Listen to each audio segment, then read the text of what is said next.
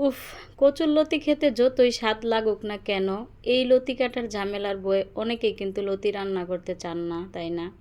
আজকে ভাবলাম এই লতি কাটার ভিডিওটাই আপনাদের সাথে শেয়ার করি। আসলে আমার কাছে কিন্তু লতি কাটতে তেমন কোনো ঝামেলাই মনে হয় না, জাস্ট একটু সময় লাগে এই। আর এই লতির স্বাদের জন্য কিন্তু আমাদের বাড়িতে প্রায় দিনই লতি খাওয়া হয়।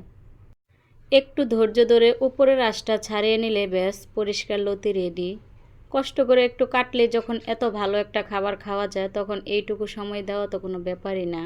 আপনারা কে কে আমার মতো লতি খেতে ভালোবাসেন আর কার কার কাছে এটা ঝামেলা মনে হয়, কমেন্ট করে কিন্তু অবশ্যই জানাবেন।